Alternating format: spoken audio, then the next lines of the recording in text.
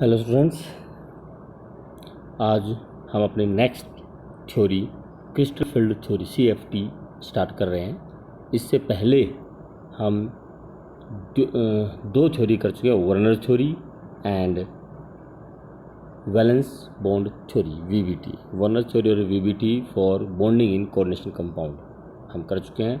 आज last theory हमारी है crystal field theory for chemical bonding in coordination compound. तो इसमें हमारा कुछ एजम्पशंस हैं। पहले क्या एजम्पशंस है वो?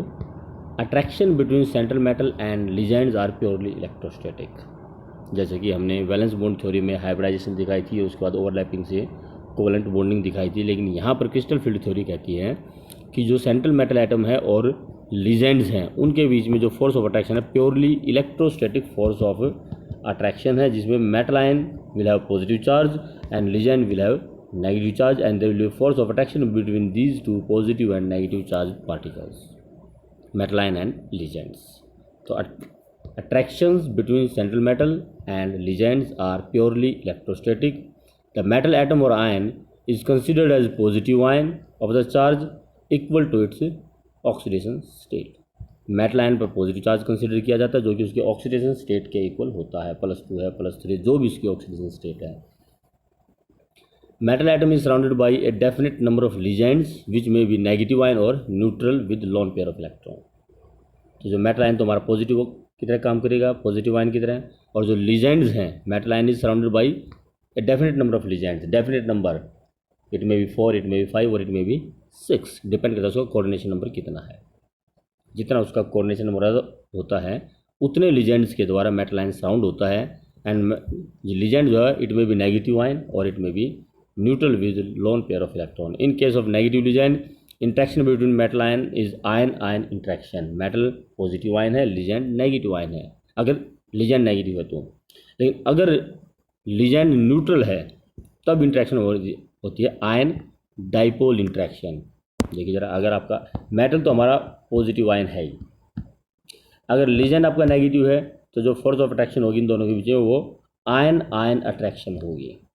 लेकिन मेटल हमारा पॉजिटिव है और अगर लिगेंड हमारा न्यूट्रल है तो न्यूट्रल मॉलिक्यूल में पोलैरिटीज डेवलप होती है, पार्शियल नेगेटिव और पार्शियल पॉजिटिव चार्जेस की। ये it becomes dipole. Now the force of attraction will be ion dipole interactions. Ion और डाइपोल के बीच की इंट्रैक्शंस होंगी। तो कुल मिलाकर जो अट्रैक्शंस होती हैं मेटल आयन और लिगेंड्स के बीच में वो प्योरली इलेक्ट्रोस्टैटिक होती हैं। Attraction between positive and negative ion. तो ये तो हमारे क्रिस्टल फील्ड थ्योरी के लिए कुछ एजम्पशंस हैं। जो मेन पॉइंट्स क्या हैं इनके?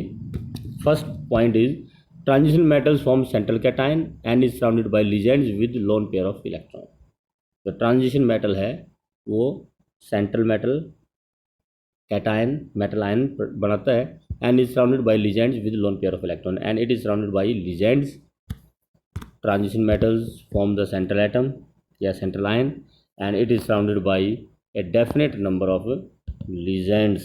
It may be 4, 5 or 6, 2, 3, 4, 5, 6, whatever it is, surrounded by ligands with lone pair of electrons. इनके ऊपर lone pair of electron होते हैं क्योंकि इनको इलेक्ट्रॉन पेयर डोनेट करने होते हैं। All type of ligands, आयनिक और मोलिकुलर, वो चाहे आपका वाटर हो, अमोनिया हो जो कि हमारे न्यूट्रल लिगेंड्स हैं, या फिर आयनिक हो, fluoride chloride etcetera, are considered as point charges. इनको हम चार्ज के रूप में कंसिडर करते हैं। Attraction between metal and ligand is purely electrostatic, पहले हम डिस्कस कर चुके हैं, ये हमारी एजम्पशन ही है। Valence electron of metal ion will be repelled by the negative ligand of the negative field of the ligand and these electron may preferably occupy those D orbitals which have their lobes away from the direction of the ligands. The valence electron of the metal ion, जो metal के valence electron होते हैं, ligand negative charge है, ligand पर negative charge है, वो electron जिस पर नेगेटिव चार्ज होता है इलेक्ट्रॉन पे भी नेगेटिव चार्ज है, लिगेंड पे भी नेगेटिव चार्ज है। तो electron valence electron of metal and negative field of ligand ये एक दूसरे रिपेल करते हैं। दीज इलेक्ट्रॉन में preferably occupy those D orbitals which have their lobes away from the direction of ligand. तब वो लीजेंड्स की रिपल्सन की वजह से इलेक्ट्रॉन उन ऑर्बिटल्स में चले जाएंगे जहाँ जो लीजेंड्स की डायरेक्शन से अलग हो, ताकि उनकी रिपल्सन कम हो सके। एक्सप्लेन करेंगे इसको अभी। The number of ligands and their arrangement around the central metal ions will have a definite effect on the relative energy of the 5d orbitals. अब उस रिपल्सन की वजह से जो 5d ऑर्बिटल्स हैं उनकी रिलेटिव एनर्जी पर इफेक्ट पड़ता है। वैसे जो हमारे 5 ऑर्बिटल्स होते हैं डी के, सबकी एनर्जी बराबर होती है, जिसको हम डीजेनरेट ऑर्बिटल्स बोलते हैं। लेकिन लीजेंड्स की रिपल्सन की वजह से अब इनकी एनर्जी में डिफरेंस आ जाता है। The colour of the complex can be explain in the term of electronic transition between the various D orbital of the different energy and magnetic properties can be explain in terms of splitting of D orbital in different crystal field. तो ये इसके main points हैं। अब इसके समझिए मतलब क्या है। जैसे कि हमारा 3 पॉइंट तो हैं, वही हैं आपकी कि मेटल आयन, इसमें ट्रांजिशन मेटल जो है वो सेंट्रल एटम या सेंट्रल आयन का काम करता है। लीजेंड्स उसको सराउंड कर लेते हैं with lone pair of electron. Ligand act as negative ions और सेंट्रल मेटल एटम और लीजेंड्स के बीच में purely electrostatic force of attraction होती है। अब बेसिकली बात क्या है, valence electron of metal ion will be repelled by the negative field of ligand. अब हमारे जो डी ऑर्बिटल्स हैं, 5d ऑर्बिटल्स होते हैं हमारे, डी एक्स वाई, पहले हम जरा इनकी पोजिशन एक्सप्लेन करें। D y z, d z x, d x square minus y square and d z square. इनकी स्ट्रक्चर अगर आपको याद हो, ओरिएंटेशन अगर इनको याद हो आपको, 11th में किया था हमने, जो डी एक्स वाई है ये एक्स एक्सिस और वाई एक्सिस के बीच में प्रेजेंट होते हैं। This are present between the x axis and y axis. जो डी वाई जेड है वाई और जेड एक्सिस के बीच में प्रेजेंट होते हैं। जो डी जेड एक्स है वो जेड और एक्स एक्सिस के बीच में प्रेजेंट होते हैं। तो ये जो 3 ऑर्बिटल्स हैं, d x y, d y z और d z x, these are present between the axis. Axis पर नहीं होते, ये एक्सिस के बीच में प्रेजेंट होते हैं। जबकि हमारे जो 2 ऑर्बिटल हैं, d x square minus y square and d z square, जो d x square minus y square है वो अलोंग द एक्स एक्सिस और वाई एक्सिस, ये आपका एक्स एक्सिस है, ये वाई एक्सिस है, तो ये आपके एक्सिस पर ही प्रेजेंट होता है। This is d x square minus y square, it is present on the axis. जबकि हमारा डी एक्स वाई कहाँ था, d x y x axis और वाई एक्सिस के बीच में प्रेजेंट था। This was d x y, जो मैंने डार्क कर दिया, ये डी एक्स वाई है बिटवीन द एक्सिस, और डी वाई जेड है, जो d x square minus y square है वो ऑन द एक्सिस है। और इस तरह से जो डी जेड स्क्वेयर है, D z square is present on Z axis. ये अगर हमारा जेड एक्सिस है, it is present on Z axis with a ring between it. ये आपका डबल डम्बल शेप नहीं होता, डम्बल शेप होता है। तो ये हमारे ऑर्बिटल्स हैं d x y, d y z, d z x, ये बिटवीन द एक्सिस हैं, और d x square minus y square और डी जेड स्क्वेयर ये हमारे ऑन द एक्सिस हैं। तो सभी ऑर्बिटल्स का एक ही ओरिएंटेशन नहीं है, डिफरेंट डिफरेंट ओरिएंटेशंस हैं। तो जब लीजेंड्स अप्रोच करते हैं, अगर वे एक्सिस की डायरेक्शन में आते हैं, तो जो एक्सिस पर हमारे, ये सपोज लीजेंड इसी डायरेक्शन में आ गया, इस डायरेक्शन में, तो जो इलेक्ट्रॉन यहाँ पर होगा डी जेड एक्सिस पर, लीजेंड जेड एक्सिस के अलोंग आ रहा है, इलेक्ट्रॉन यहाँ पर होगा, इसमें रिपल्सन ज़्यादा होगी। लेकिन जो इलेक्ट्रॉन यहाँ साइड में होगा उस इलेक्ट्रॉन में लीजेंड में रिपल्सन कम होगी। और इस इलेक्ट्रॉन में जो कि बिल्कुल सीध में है लीजेंड के, in the direction of legend, तो इन लीजेंड के और इस इलेक्ट्रॉन के बीच में रिपल्सन ज़्यादा होगी। या फिर जैसे हमारा अभी हमने एग्जांपल लिया था, this is d x square minus y square and this is इधर d x square minus y square along the x and y axis, और ये हमारे हैं डी, इसको मैं डार्क कर रहा हूँ, ये जो ऑर्बिटर हैं हमारे, ये हैं d x y and this orbital are d x square minus y square. अगर तो लीजेंड, इसमें इलेक्ट्रॉन यहाँ पर है, एक इलेक्ट्रॉन इसमें यहाँ है, ऐसे इसमें इलेक्ट्रॉन यहाँ सपोज कीजिए। अगर तो लीजेंड आता है एक्सिस के बीच में, तो इस इलेक्ट्रॉन और लीजेंड के बीच में रिपल्सन होगी ज़्यादा, और इस इलेक्ट्रॉन जो कि हमारा dx² - y² पे है, इसमें और लीजेंड में रिपल्सन होगी कम, क्योंकि ये एक डायरेक्शन में नहीं है, जबकि बिटवीन द एक्सिस और लीजेंड्स के बीच में रिपल्सन ज़्यादा हो जाएगी। लेकिन अगर हमारा लीजेंड अलोंग द एक्सिस आए, सपोज करो लीजेंड यहाँ पर आ गया, ये इलेक्ट्रॉन है अलोंग द एक्सिस वाले में, यहाँ से लीजेंड आएगा, तो अब ये इलेक्ट्रॉन जो हमारा ऑन द एक्सिस है और लीजेंड, इनके बीच में रिपल्सन ज़्यादा होगी, और जो इलेक्ट्रॉन हमारा बिटवीन द एक्सिस है उसमें रिपल्सन कम होगी। तो जब हम लीजेंड अप्रोच करता है मेटल आयन को, तो ये जो जिसमें रिपल्सन ज़्यादा है इनकी एनर्जी ज़्यादा हो जाती है, और जिसमें रिपल्सन कम होगी तो उसकी एनर्जी कम हो जाएगी। तो कुल मिलाकर जो हमारे 5 डिजेनेरेट ऑर्बिटल्स थे, एक्चुअल में बिफोर कॉम्प्लेक्स फॉर्मेशन पांचों की एनर्जी इक्वल होती है, लेकिन जब लीजेंड अप्रोच करता है तो जो ऑर्बिटल लीजेंड्स की डायरेक्शन में होते हैं उसकी रिपल्सन ज़्यादा हो जाएगी, जो ऑर्बिटल्स लीजेंड से अवे हैं उनमें रिपल्सन कम होगी, तो उनकी एनर्जी में डिफरेंस भी आ जाता है।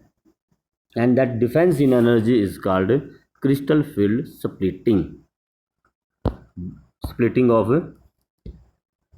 conversion of 5 degenerate d orbitals of the metal ion into different set of orbitals having different energy in presence of electric field is called electric field splitting। तो इस तरह से 5 डिजेनरेट ऑर्बिटल्स थे हमारे, पांचों के पांचों बराबर एनर्जी के थे, लेकिन जब लीजेंड अप्रोच करेगा तो कुछ की एनर्जी कम हो जाएगी, कुछ की एनर्जी ज़्यादा हो जाएगी। 2 ऑर्बिटल्स हमारे ऑन द एक्सिस हैं, 3 ऑर्बिटल बिटवीन द एक्सिस हैं। अगर ऑन द एक्सिस लीजेंड आते हैं तो जो ऑन द एक्सिस हैं उनमें रिपल्सन ज़्यादा होगी, एनर्जी ज़्यादा हो जाएगी, जो बिटवीन द एक्सिस हैं उनमें रिपल्सन कम होगी, तो उनकी एनर्जी डाउन आ जाएगी। तो इस तरह से हमारे जो 5 डिजेनरेट ऑर्बिटल्स हैं 2 डिफरेंट सेट में स्प्लिट हो जाते हैं, 1 set of 3 orbitals and 1 set of 2 orbitals. इनको बोलते हैं T2 और इनको बोलते हैं E। T2G या EG डिपेंड करता है आपका ऑक्टाहेड्रल है या टेट्राहेड्रल कॉम्प्लेक्सेस है। तो इस तरह से 5 डिजेनरेट ऑर्बिटल्स का 2 set of different energy orbitals में स्प्लिट होना क्रिस्टल फील्ड स्प्लिटिंग कहलाती है। Conversion of 5 degenerate d orbitals of metal ion into different set of orbitals having different energy. 5 degenerate orbital का डिफरेंट सेट ऑफ ऑर्बिटल्स जिनकी energy different हो उसमें convert होना in the presence of electric field is called crystal field splitting. तो crystal field splitting energy क्या है? The difference in energy between the 2 set of orbitals, उन दोनों set की में जो एनर्जी का डिफरेंस है that is called crystal field splitting energy. 5 degenerate orbital का 2 different set of orbitals having different energy में स्प्लिट होना क्रिस्टल फील्ड स्प्लिटिंग कहलाता है, और उन दोनों सेट की एनर्जी में जो डिफरेंस होता है that is called crystal field splitting energy. आप इसको अगर देखना चाहें तो ये इस तरह से, मैं ज़रा ऑक्टाहेड्रल के लिए मैं यहाँ पर डायग्राम आपको दिखा रहा हूँ कि सपोज कीजिए हमारे 5 ऑर्बिटल्स हैं, ये 5 ऑर्बिटल्स हैं, इक्वल एनर्जी के हैं। जैसे लीजेंड इनको अप्रोच करते हैं तो इनमें रिपल्सन्स डेवलप होंगी, लीजेंड और ऑर्बिटल्स में रिपल्सन आएगी, ऑर्बिटल की जो इलेक्ट्रॉन में रिपल्सन होगी, रिपल्सन होने की वजह से इन सब की एनर्जी बढ़ जाती है। अब अगर सपोज करो हमारे 6 लीजेंड्स हैं तो वो 6 लीजेंड अलोंग द एक्सिस आते हैं। अब अलोंग द एक्सिस आएंगे तो जो हमारे ऑर्बिटल्स अलोंग द एक्सिस हैं dx² - y² और dz², उनकी एनर्जी ज़्यादा हो जाएगी रिपल्सन ज़्यादा होने की वजह से, और जो बिटवीन द एक्सिस हैं dxy, dyz और dzx, उनकी एनर्जी कम हो जाती है। So this process of splitting of 5 degenerate orbitals into 2 set of orbitals is called crystal field splitting, and this difference in energy between the 2 set, this is called CFSE, crystal field splitting energy. The difference between these two is called difference of energy between these two, set of orbitals is called crystal field splitting energy. अगर आपका legend strong legend होंगे तो वो इनको बहुत ज़्यादा इनमें difference इनके अंदर काफ़ी ज़्यादा आ जाता है, देन CFSC बहुत ज़्यादा हो जाती है, क्रिस्टल फील्ड स्प्लिटिंग काफ़ी ज़्यादा हो जाएगी। अगर आपके लीजेंड्स वीक हैं तो जो डिफरेंस इन एनर्जी है CFSC है, क्रिस्टल फील्ड स्प्लिटिंग एनर्जी, वो कम रहती है। अगर डिफरेंस कम होगा तो एनर्जी का डिफरेंस भी कम होगा, और अगर लीजेंड स्ट्रॉन्ग है तो एनर्जी में डिफरेंस भी काफ़ी आ जाता है इस तरह से। अगर वीक लीजेंड है तो जो एनर्जी में डिफरेंस होगा वो कम होगा, और अगर स्ट्रॉन्ग लीजेंड है तो एनर्जी का जो डिफरेंस है वो भी काफ़ी ज़्यादा हो जाता है इस तरह से। This is CFSC for strong ligands and this is a CFSC crystal field splitting energy for weak ligand. Weak ligand में डिफरेंस काफ़ी कम रहेगा, वीक लीजेंड में डिफरेंस कम रहता है, स्ट्रॉन्ग लीजेंड में डिफरेंस जो है वो काफ़ी ज़्यादा हो जाता है। यह legends that chaos large degree of crystal field splitting are termed as strong ligands. Ligand that cause only a small degree of crystal field splitting are termed as weak ligands. The common ligands can be arranged in ascending order of the crystal field splitting energy. The order remains practically constant for different metals and this series is called spectrochemical series. तो spectrochemical series क्या है? It is the arrangement of different ligands in order of increasing crystal field splitting energy. सबसे पहले वो legend जिसकी crystal field splitting energy बहुत कम है, मतलब सबसे वीक लीजेंड। उसके बाद उससे ज़्यादा CFSC जिसकी होगी, मतलब जो थोड़ा सा उससे स्ट्रॉन्ग होगा, मतलब increasing order of strength of the ligand. This is our crystal field spectrochemical series. The arrangement of ligands in increasing और decreasing order of the crystal field splitting is known as spectrochemical series. Iodide से strong होता है bromide से strong sulfido, chlorido, thiocyanato, azido, nearly same होते हैं, azido और thiocyanato, nitrato, fluorido, hydroxo, acetato, oxalato, water और आपका जो ये आपके है वाटर या इससे कम वाले सारे वीक लीजेंड में आते हैं, और इससे ऊपर वाले जितने हैं वाटर से ऊपर वाले हैं ये लगभग सारे आपके हैं स्ट्रॉन्ग लीजेंड्स में आ जाते हैं। EDT ये है, अमीन पैराडीन की ऑलमोस्ट सेम होती है, थैलेंडिमीन, नाइट्रेटो, हाइड्रेटो, मिथाइलो, कार्बोनिल, साइनो, ये सारे आपके स्ट्रॉन्ग, वाटर से ऊपर वाले आपके स्ट्रॉन्ग लीजेंड्स में आते हैं और वाटर से या उससे नीचे वाले जो आपके वीक लीजेंड्स में आते हैं। Arrangement of different ligands in order of increasing और decreasing crystal field splitting. Increasing में भी लिख सकते हैं, डिक्रीजिंग में भी लिख सकते हैं। This is our spectrochemical series. तो कुल मिलाकर क्रिस्टल फील्ड स्प्लिटिंग क्या है कि लीजेंड जब मेटल आयन को अप्रोच करते हैं तो जो 5 डिजेनेट ऑर्बिटल्स हैं वो टू सेट ऑफ ऑर्बिटल्स में कन्वर्ट हो जाते हैं। This process of splitting of orbitals, degenerate orbital into two set is called crystal field splitting, and the energy difference between these two set is called crystal field splitting energy. On the basis of strength of legend, there are two types of legends, strong and weak. जिनकी CFSC काफ़ी ज़्यादा होती है वो strong, और जिनकी CFSC काफ़ी कम होती है वो weak. And arrangement of legends in order of increasing or decreasing CFSC is called spectrochemical series.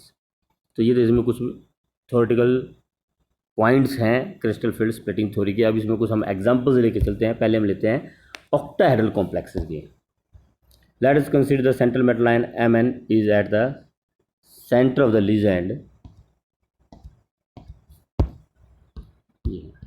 एक मिनट, ये ऑक्टाहेड्रल कॉम्प्लेक्सेस की एग्जांपल लेते हैं पहले हम, फिर उसके बाद टेट्राहेड्रल के लेंगे, मतलब कोऑर्डिनेशन नंबर 4 के लेंगे। अभी हम लेते हैं coordination number 6। Let us consider that the central metal ion manganese ion is at the centre and the ligand occupies 6 corner of the octahedron. Ligands are now approaching the 3 axis X, Y and Z। जो ligand है वो axis पर आ रहे हैं। Suppose कीजिए इसमें आपका ये है कि यहाँ पर बीच में सेंट्रल मेटल आयन है मैंगनीज, और ligands are approaching through an octahedral. Octahedral मतलब एक लीजेंड यहाँ से आ रहा है, एक लीजेंड यहाँ से आ रहा है, एक लीजेंड इस तरफ से आ रहा है, one legend is from this side and one is from above the axis and one is from below the plane, above and below the plane. Octahedral है. These 6 lesions are present along the 6 these 6 lesions are present along the 6 axes, 3 axes sorry, x axis, y axis और z axis पर ये legend present होते हैं. अब legend जो वो along the axis हैं. अब जब लीजेंड अलोंग द एक्सिस हुए, इसका मतलब जो हमारे अलोंग द एक्सिस ऑर्बिटल हैं d x square minus y square और डी जेड स्क्वायर, उनके साथ रिपल्सन इसकी ज़्यादा हो जाएगी. ये मेरा ऑर्बिटल है, इसका d x square minus y square और ये ऑर्बिटल डी जेड स्क्वायर. तो इस इलेक्ट्रॉन और लीजेंड इनके बीच में रिपल्सन होगी बहुत ज़्यादा. इनमें ये जो हमारा जेड एक्सिस पर है इसमें भी, और जो हमारा एक्स और वाई एक्सिस पर लीजेंड ऑर्बिटल्स है उनमें भी लीजेंड से रिपल्सन काफ़ी ज़्यादा होगी. लेकिन जो ऑर्बिटल हमारे बिटवीन द एक्सिस हैं, ये है जैसे डी एक्स वाई है, डी वाई जेड है या डी जेड एक्स है, इनमें रिपल्सन होगी कम. तो d y z, d z x और d x z x y, इनकी एनर्जी कम रह जाएगी. और जो डी हमारे अलोंग द एक्सिस है d x square minus y square और डी जेड स्क्वायर, उनकी एनर्जी ज़्यादा हो जाएगी, जिसकी वजह से ऑर्बिटल्स में क्रिस्टल फील्ड स्प्लिटिंग हो जाएगी. Since the law of the two ligand, two e g orbitals d x square minus y square and d z square lies directly in the path of approaching legions, and the electron in this orbital experience great force of repulsion than those of the T2G orbitals dxy, dyz and dzx. Therefore, the energy of EG orbital is increased while the energy of the T2G orbital is decreased. तो ये EG orbital डबली degenerate और T2G 3 है, dxy, dyz और dzx, उनकी energy अलग हो जाती है. डायग्रामेटिकली अगर हम देखें इसको, ये इसका डायग्राम है. ये हमारे 5 ऑर्बिटल्स थे, पांचों इक्वल एनर्जी के थे. जब लीजेंड इसको अप्रोच करते हैं तो इसमें रिपल्सन डेवलप होती है, जिससे पांचों की एनर्जी बढ़ जाती है. लेकिन रिपल्सन ईजी ऑर्बिटल्स में d x square minus y square और डी जेड स्क्वायर, इसमें रिपल्सन ज़्यादा होती हैं, तो उनकी एनर्जी काफ़ी ज़्यादा बढ़ जाएगी. और जो हमारा T2G ऑर्बिटल्स हैं d x y, d y z और डी जेड एक्स, इनमें रिपल्सन कम होगी तो इनकी एनर्जी कम इंक्रीज होगी. And these 3 are called T2G orbitals, these are called EG orbitals, and this is the energy difference between these orbitals which is called crystal field splitting energy. तो crystal field splitting energy है उसको हम octahedral के case में delta ओ से represent करते हैं, या फिर इसको हम डी क्यू से भी रिप्रेजेंट करते हैं. डेल्टा ओ या delta naught is equal to crystal field splitting for octahedral complexes, and it is also represented by dq, and delta naught is equal to 10 dq. Delta naught is equal to 10 dq. For dq energy decrease होती है, stabilization energy है ये, और 6 जो है वो increase होती है. या फिर इसको हम 0.4 डेल्टा नॉट हमारा स्टेबलाइजेशन है और 0.6 डेल्टा नॉट हमारा डी स्टेबलाइजेशन है. एनर्जी बढ़ गई मतलब डी स्टेबलाइजेशन हो गया. तो 0.6 डेल्टा नॉट इंक्रीज होती है और 0.4 जो हमारे 3 ऑर्बिटल हैं उनकी डिक्रीज होती है. और ओवरऑल जो एनर्जी, एवरेज एनर्जी है वो सेम रहेगी, क्योंकि एक ऑर्बिटल के लिए 0.4 डेल्टा नॉट डिक्रीज हुई है, नीचे 3 ऑर्बिटल की एनर्जी डिक्रीज हुई है, तो टोटल डिक्रीज हो गया 1.2 डेल्टा नॉट का. इसी तरह से एक ऑर्बिटल के लिए 0.6 डेल्टा नॉट इंक्रीज होती है, तो 2 ऑर्बिटल के लिए 1.2 डेल्टा नॉट इंक्रीज होगी. तो टोटल डिक्रीज और टोटल इंक्रीज इक्वल रहता है, और ओवरऑल एवरेज वैल्यू यही रहेगी, जिसको हम बोलते हैं बैरी सेंटर. इसको बोलते हैं बैरी सेंटर. और एवरेज एनर्जी रिमेन सेम, ये हमारा बैरी सेंटर रूल है. देखिए बैरी सेंटर है, the average energy position of the ligands field is called barycentre. जो एवरेज एनर्जी पोजीशन है ये हमारी एवरेज एनर्जी पोजीशन है, इसको हम बोलते हैं बैरी सेंटर. और बैरी सेंटर रूल क्या है कि crystal field splitting occurs in such a way that average energy of the d orbitals does not change from barycentre. Crystal field splitting इस तरह से होगी कि एवरेज एनर्जी बैरियर, जो एवरेज एनर्जी पोजीशन है वो सेम यही रहेगी, चेंज नहीं होगी।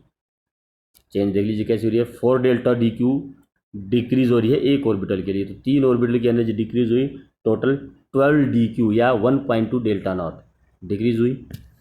एक ऑर्बिटल के लिए 6 डी क्यू इंक्रीज हो रही है या 0.6 डेल्टा नॉट इंक्रीज हो रही है। दो ऑर्बिटल्स की एनर्जी इंक्रीज हुई d x square minus y square की और डी जेड स्क्वायर की, तो टोटल इंक्रीज हो गया 12 डी क्यू या 1.2 डी क्यू। तो 12 डी क्यू डिस्टेबलाइजेशन होता है और 12 d q y stabilization decrease होती है। तो ओवरऑल पोजीशन यही रहेगी। This is Bohr barycenter rule. तो इस तरह से ऑक्टाहेड्रल के केसेस में स्प्लिटिंग होती है। 3 orbitals d x y d y z और डी जेड एक्स की एनर्जी डाउन आ जाती है 0.4 डेल्टा नॉट, और 2 orbitals d x square minus y square and d z square, उनकी एनर्जी इंक्रीज हो जाती है 0.6 डेल्टा नॉट के equal. This difference is called crystal field splitting. The process is called crystal field splitting and the difference in energy is called crystal field splitting energy. तो ये हमारी octahedral में complex में हमारा स्प्लिटिंग थी। और इस तरह से अगर हम टेट्राहेड्रल लें तो टेट्राहेड्रल में हमारे जो लीजेंड्स हैं 4 लीजेंड्स होते हैं और वे बिटवीन द एक्सिस आते हैं। They approach the metal line between the axis. देखिए अगर आपका सपोज ये यहाँ पर सेंटर में मेटल लाइन है, ये हमारे एक्सिस हैं x axis, that it be y axis and this is our z axis. तो जो लीजेंड है वो एक लीजेंड यहाँ से आएगा, ये जो एरो मैंने दिखा रखी है, एक लीजेंड यहाँ से आएगा, एक लीजेंड यहाँ से आएगा, ये इसमें एरो दिखा रखा है इसके अंदर, और एक लीजेंड इसमें यहाँ से आता है। तो जो लीजेंड्स हैं they are approaching the metal line between the axis. ये एक्सिस है, एक्स एक्सिस या वाई एक्सिस है, ये एक्स एक्सिस है, और वाई और एक्स के बीच में लीजेंड अप्रोच करता है। तो यहाँ जो बीच में ऑर्बिटल्स होंगे हमारे, यहाँ पर कौन से ऑर्बिटल्स हैं, ये एक्स और वाई के बीच में जो हमारा ऑर्बिटल्स हैं, इसके लिए जरा मैं कलर डिफरेंट लेता हूँ, ये लीजिए आप, ये कलर लेता हूँ। ये जो बीच में हमारा ऑर्बिटल है, कौन सा ऑर्बिटल है ये हमारा ऑर्बिटल, ये हमारा ऑर्बिटल है d x y, this is x axis, this is y axis. तो एक्स और वाई के बीच में जो ऑर्बिटल होता है, अब इसमें रिपल्सन ज़्यादा होगी। यहाँ से लीजेंड आ रहे हैं, दिस आर लीजेंड, एक लीजेंड यहाँ है, एक लीजेंड हमारा इसमें यहाँ है, और एक लीजेंड यहाँ है। तो ये लीजेंड जो है बिटवीन द एक्सिस आ रहे हैं। तो जो बिटवीन द एक्सिस ऑर्बिटल है, बिटवीन द एक्सिस ऑर्बिटल हमारे कौन से होते हैं, d x y, d y z और डी जेड एक्स। अब इसमें रिपल्सन ज़्यादा होगी क्योंकि यहाँ लीजेंड और ऑर्बिटल्स की आमने सामने की हेड ऑन कोलिजन है। ये मान के चलिए आप आमने सामने टकरा गए आपस में, तो उनमें रिपल्सन ज़्यादा होगी। लेकिन यहाँ जो हमारे अलोंग द एक्सिस हैं, एक्स और वाई एक्सिस पे d x square minus y square, इस बार d x square minus y square और जो डी जेड स्क्वायर है, इनमें रिपल्सन कम होगी। तो इस बार जो एनर्जी का चेंज होगा वो थोड़ा सा उल्टा हो जाएगा। क्या होगा स्प्लिटिंग इस बार, कि जो 5 डिजेनेट ऑर्बिटल्स हैं, लेट दिस आर 5 डिजेनेट ऑर्बिटल्स, जब लीजेंड अप्रोच करता है तो इसकी एनर्जी में इंक्रीज होता है, पांचों की एनर्जी इंक्रीज होगी। लेकिन अब जो बिटवीन द एक्सिस हैं उनमें रिपल्सन ज़्यादा होने की वजह से T2 की एनर्जी ज़्यादा हो जाएगी, और जो EG थे हमारे ई ऑर्बिटल्स, उनकी एनर्जी कम हो जाएगी। इस बार उल्टा हो जाएगा, जबकि वहाँ पर 3 d x y d y z और डी जेड एक्स की एनर्जी कम थी और T2Z की एनर्जी, सॉरी EG की एनर्जी ज़्यादा थी। इस बार E की कम होगी, T2 की ज़्यादा होगी। ये आपके इस बार d x y d y z और डी जेड एक्स है, और ये आपके d x square minus y square और डी जेड स्क्वायर है। जबकि ऑक्टेहेड्रल में उल्टा था, d x square minus y square और डी जेड स्क्वायर ऊपर थे और ये तीनों नीचे थे। तो इस बार स्प्लिटिंग इनवर्स होती है टेट्राहेड्रल कॉम्प्लेक्सेस में। So the consider the tetrahedral geometry. The metal line is at the center, surrounded by the 4 legends L at the alternate corner of the cube. The legends are approaching close to dxy, dyz and dzx. T2 orbital, जिसमें G नहीं लगाते। Tetrahedral में T2 होता है, octahedral में T2Z होता है। Z मतलब जीरायरी वर्ड होता है जो कि सिमेट्री से रिलेटेड है। तो ऑक्टाहेड्रल सिमेट्रिकल होता है, इसलिए वहाँ पर G वर्ड यूज़ करते हैं। तो T2G dxy, dyz और dzx, इनकी तरफ लीजेंड अप्रोच करते हैं, तो इनकी और एनर्जी ज़्यादा हो जाएगी। D x square minus y square और डी जेड स्क्वायर जो हैं ई ऑर्बिटल्स जो हैं they are lying between the ligand, ये लीजेंड्स के बीच में रह जाएंगे, इनमें रिपल्सन कम होगी। Obviously the repulsion phenomena will increase energy of T2G orbitals and that of the EG orbitals will decrease. The crystal field splitting in this case is denoted by delta naught delta T, crystal field splitting for tetrahedral। तो ये हमारा इसमें splitting है। इसमें splitting बता दिया आपको कैसे होगी। T2 की एनर्जी ज़्यादा और E ऑर्बिटल्स की एनर्जी कम, जबकि ऑक्टाहेड्रल में क्या होता हमारा ई ऑर्बिटल्स की एनर्जी ज़्यादा थी और T2G की एनर्जी कम थी। थोड़ा सा इसमें इन्वर्स होता है, ध्यान रखना। तो इसमें एक बड़ा इंपॉर्टेंट क्वेश्चन आ जाता है कि crystal field splitting of tetrahedral complex is always less than that of the octahedral complex, why. Basically ये चीज़ आपने नोट कर लेना कि जो ऑक्टाहेड्रल कॉम्प्लेक्सेस की क्रिस्टल फील्ड स्प्लिटिंग है वो टेट्राहेड्रल की स्प्लिटिंग के 4/9 के इक्वल होती है। सॉरी उल्टा बोल गया मैं, ये आपका टेट्राहेड्रल कॉम्प्लेक्स की स्प्लिटिंग ऑक्टाहेड्रल कॉम्प्लेक्स की स्प्लिटिंग का 4/9 होती है। टेट्राहेड्रल की स्प्लिटिंग हमेशा कम होती है एज कम्पेयर टू ऑक्टाहेड्रल। उसका रीज़न क्या है? रीज़न आपका कि in tetrahedral voids none of the orbital point exactly towards the ligand, कोई भी ऑर्बिटल एग्जैक्टली लीजेंड की डायरेक्शन में नहीं होता, तो रिपल्सन में थोड़ा फर्क होता है, कम होती है, and hence splitting of energy will be less than octahedral. और दूसरा in tetrahedral there are only 4 ligand, जबकि ऑक्टाहेड्रल में हमारे लीजेंड्स कितने थे? 6।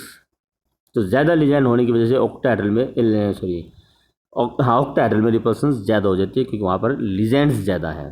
टेट्राहेड्रल में लीजेंड कम है, रिपल्सन भी कम होगी तो स्प्लिटिंग भी कम होती है।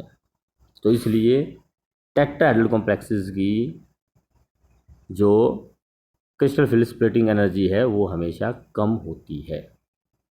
तो ये तो बात होगी स्प्लिटिंग की। अब बात आ जाती है इलेक्ट्रॉनिक कन्फिग्रेशंस। देखिए ज़रा, अब इलेक्ट्रॉनिक कन्फिग्रेशन अगर आपके D2 है या D1 है ऑक्टाहेड्रल की बात कर रहा हूँ मैं। ऑक्टाहेड्रल में एक इलेक्ट्रॉन है, कन्फिग्रेशन है D1, तो ऑब्वियसली लोअर एनर्जी वाले ऑर्बिटल में इलेक्ट्रॉन जाएंगे, यहाँ एक इलेक्ट्रॉन T2G में आ जाएगा। ऑक्टाहेड्रल में हमने आपको बताया था क्या स्प्लिटिंग होती है कि T2G ऑर्बिटल्स डाउन होते हैं और E ऑर्बिटल्स की एनर्जी ज़्यादा होती है, तो इलेक्ट्रॉन D1 में ही आ जाएगा। अगर हमारी कन्फिग्रेशन D2 है वो भी T2G में आ जाएगा। वही Hund's rule, pairing of electron will not take place until all the orbitals of the same energy are occupied singly with parallel spin। अगर D3 है तो तीसरा इलेक्ट्रॉन भी T2 में आ जाएगा। EG में इलेक्ट्रॉन नहीं जाएगा क्योंकि उसकी एनर्जी ज़्यादा है। अब बात आती है आपकी D4 की। अगर आपकी कन्फिग्रेशन है D4, अब फोर्थ इलेक्ट्रॉन कहाँ जा सकता है? या तो फोर्थ इलेक्ट्रॉन T2G में ही आ जाए और पेयरिंग कर दे एक इलेक्ट्रॉन की, या फिर EG में इलेक्ट्रॉन चला जाए, ऊपर चला जाए। चौथा इलेक्ट्रॉन यहाँ ऊपर भी आ सकता है और या फिर नीचे वाले की पेयरिंग भी कर सकता है।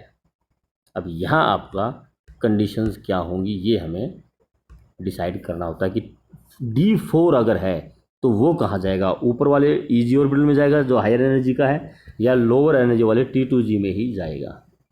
तो इसके लिए हमें कैसे डिसाइड करना है वो हमारा डिपेंड करता है 2 एनर्जी पर, pairing energy and crystal field splitting energy. Pairing energy मतलब जब इलेक्ट्रॉन पेयर्ड होते हैं, जैसे कि यहाँ पर दिखाया मैंने, चौथा इलेक्ट्रॉन यहीं पेयर हो गया, तो इन दोनों इलेक्ट्रॉन के बीच में भी रिपल्सन होती है और उस रिपल्सन को ओवरकम करने के लिए भी कुछ एनर्जी रिक्वायर्ड होती है। तो energy required to pair this electron is called pairing energy, और energy required to field electron in higher EG orbital. अब इलेक्ट्रॉन को ऊपर जंप करने के लिए भी एनर्जी चाहिएगी, इलेक्ट्रॉन को यहाँ पेयर्ड करने के लिए भी एनर्जी चाहिएगी। पेयरिंग करने के लिए जो एनर्जी चाहिए वो हमारी पेयरिंग एनर्जी होती है, और ऊपर इलेक्ट्रॉन जाने के लिए हायर EG ऑर्बिटल में इलेक्ट्रॉन फिलअप करने के लिए भी हमें एनर्जी चाहिएगी, और वो कितनी एनर्जी चाहिएगी? जितनी क्रिस्टल फील्ड स्प्लिटिंग है। ये अगर हमारे T2G ऑर्बिटल है, यहाँ पर EG ऑर्बिटल है, 3 इलेक्ट्रॉन हमारे आ चुके हैं। फोर्थ इलेक्ट्रॉन को अगर हम पेयर करें तो उसको पेयरिंग के लिए एनर्जी चाहिए, जिसको हम बोलते हैं पेयरिंग एनर्जी।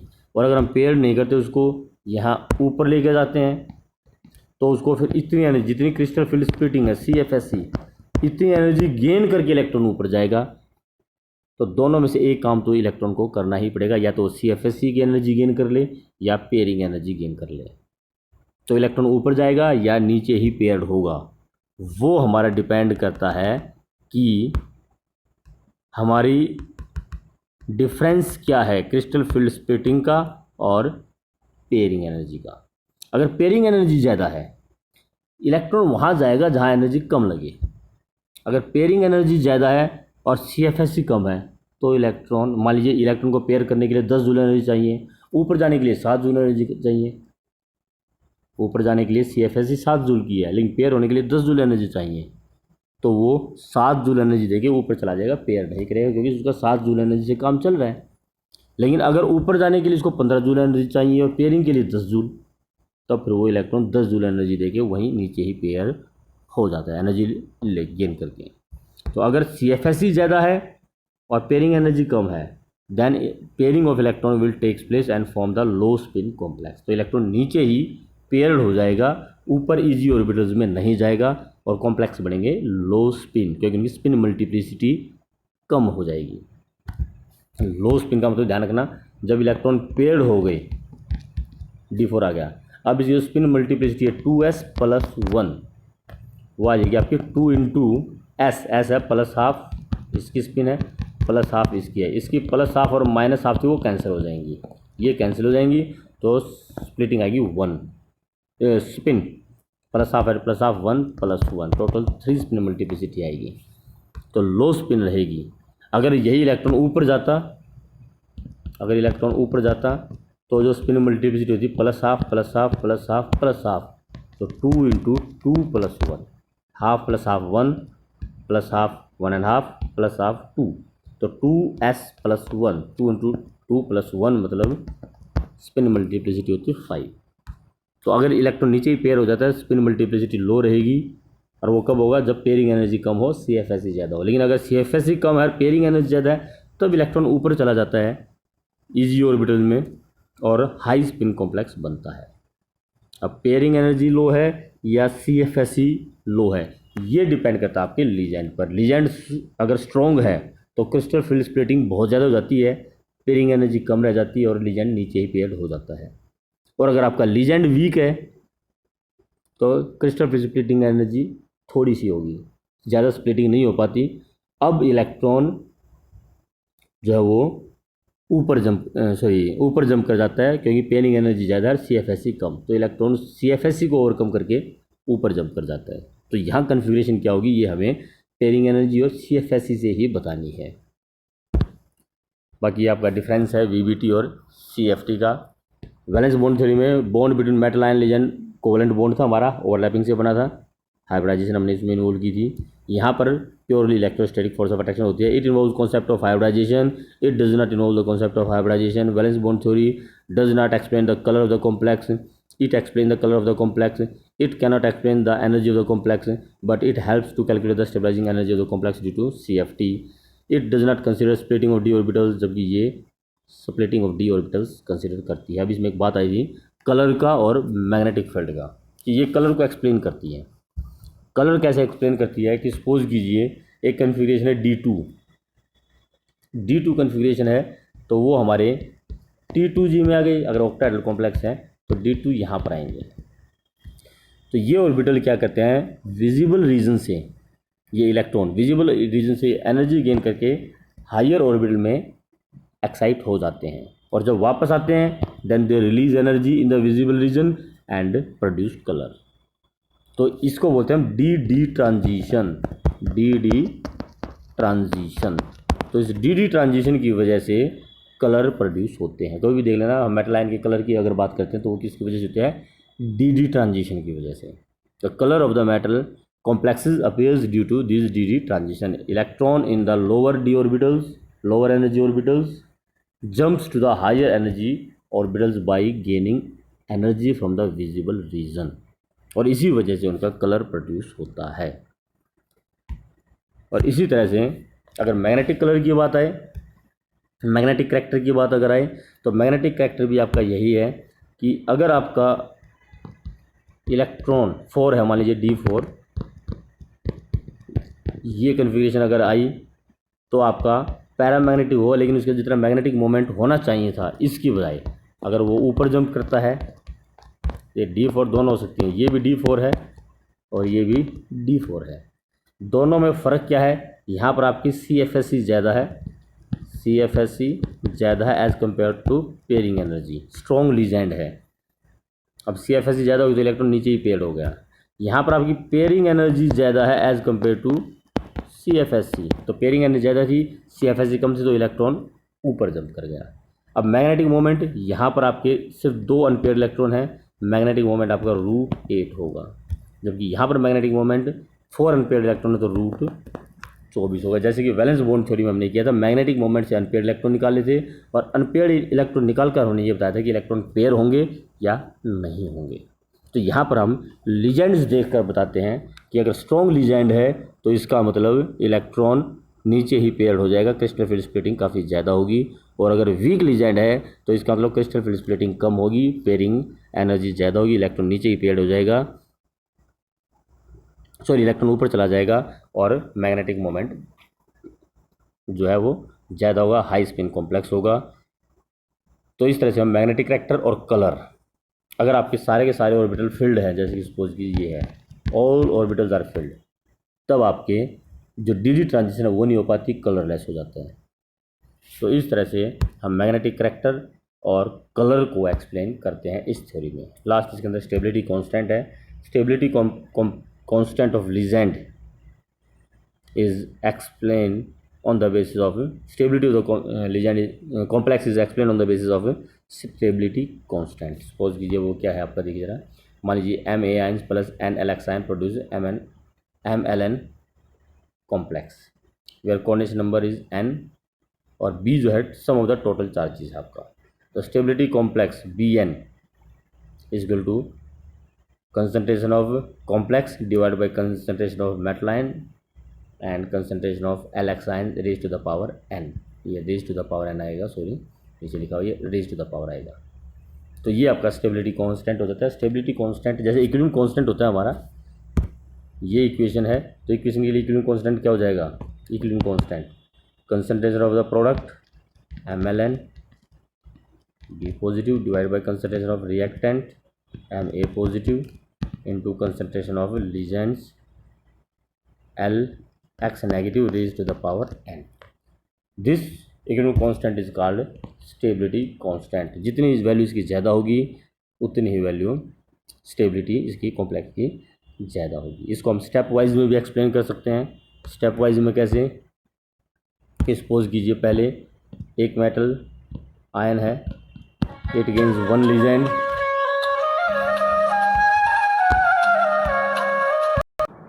तो सपोज ये आपका एक मेटल एटम है M N positive plus legend ML complex बन गया, N पॉजिटिव चार्ज है, और ML फिर एक और लीजेंड को ऐड करता है ML2 बन गया। इस वजह से इसके लिए अगर कॉम्प्लेक्स K1 है और इसके लिए कॉम्प्लेक्स K2 है, तो जो ओवरऑल स्टेबिलिटी कॉम्प्लेक्स होगा पूरे कॉम्प्लेक्स के लिए वो हो जाएगा K1 मल्टीप्लाइड बाई K2। तो स्टेप वाइज कॉम्प्लेक्स हमारा होता है। तो इस तरह से इनस्टेबिलिटी कांस्टेंट इसका इनवर्स होता है। Instability constant is equal to 1 by beta n. Beta n हमारा स्टेबिलिटी कांस्टेंट है, वो इसका इनवर्स होता है। ये थोड़ा सा इसमें स्टेबिलिटी से रिलेटेड है। तो ये चैप्टर आपका कंप्लीट है, इसको कंप्लीट कीजिए, इसकी एक्सरसाइज ज़रूर करनी है। Thank you.